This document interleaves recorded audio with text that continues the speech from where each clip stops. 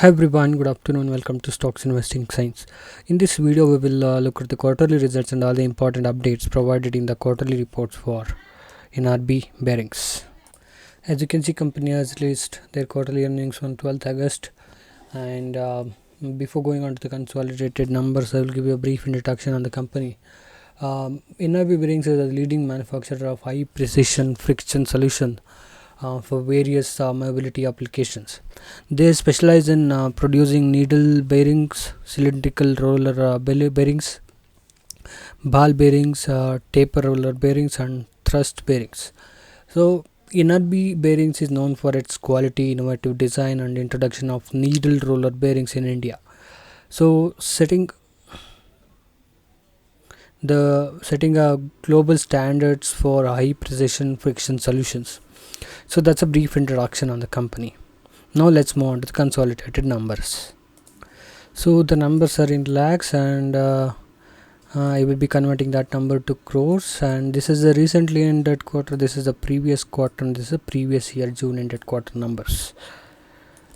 So let's look at the total income year on year. It has grown from 276 crores to 294 crores, accounting to a growth of almost 6%. And quarter on quarter, it has slightly increased from 285 crores to 295 crores. So again, 294 crores, that's a growth of almost 3% in terms of the total income. And now let's look at the top total expenses. Year on year, it has increased from 243 crores to 261 crores, and quarter on quarter, it has increased from 252 crores to 261 crores. So that's the operating profit margins, the total expense. Now let's look at the operating profit margins. So in the previous year June ended quarter, that is 2023, it was standing at 11.9%, and in the previous quarter it is at 11.7%, and in the current quarter it's standing at 11.2%. So in terms of operating profit margin, the company is stable enough to maintain their profit margins in the almost 11 to 11 to 12 range. So that's a good thing for any business to have a stable the operating profit margins. So now let's look at the net profits. So year on year, the profits has increased by from 18 crores to 25 crores, and quarter on quarter it has decreased from 31 crores to 25 crores. So year on year, it is accounting to almost 35% of growth, and quarter on quarter it has decreased by 20%. So that's the net profits for the company. Now let's look at the what is that, the EPS. So yeah, so in terms of the EPS, year on year it has increased from 1.91 to 2.52, and quarter on quarter it has decreased from 3.2 to 2.57. So that's the EPS. And the company has not given any segmental numbers now. So now to summarize the whole quarterly numbers in terms of percentage growth. So total revenue year on year has grown by almost 6%, and quarter on quarter it has increased by 3%. So coming to the net profits, year on year it has grown by 35%, and quarter on quarter it has decreased by 19%. So and operating profit margins are also almost flat at 11%, 11 to 12% range. So that's nice. So overall, I see company has given a good numbers in terms of year on year numbers, but quarter on quarter numbers, see they're able to generate a growth of almost 3%, but they couldn't generate the profits. The operating profit margins have decreased by almost 0.5% or 0.6%.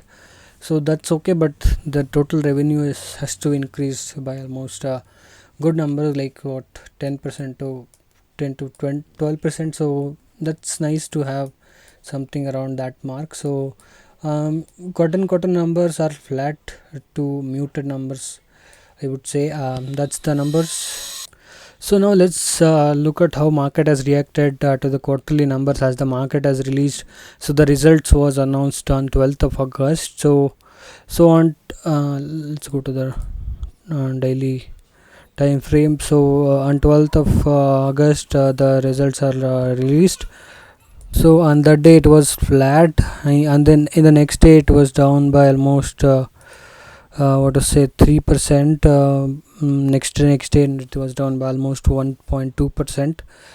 So and at the end of the week it has closed almost at the same range. So I don't see market taken as a good numbers or negative numbers. So it is like flat reaction. So now let's see how market, so the returns, let's look at the returns perspective year on year. It has grown by almost 80%, 80 to 75%. So that's nice. So year on year from June like previous year June ended quarter to this year June ended quarter number. So in terms of this year June 2024, markets have gone given a negative returns of almost 7 to 8%. So again that's okay. So let's see how market reacts to from the previous year quarter till today. Market from previous quarter it is down by almost 12%. So I think market has priced in the quarterly numbers like before the market has announced the numbers. So I don't see any good rally coming in as the quarter numbers are muted. So I will look at something in the range of this as, and also the P for the company is almost at 31. So I would expect it to come down till almost 24 to 25. That's where the median P is at 21. So that's something that I will look at. So if I look at the price coming at this range and making a good candlestick pattern, I would buy and keep the stop loss somewhere in this range and or this levels. So that's what I will be looking at in this company.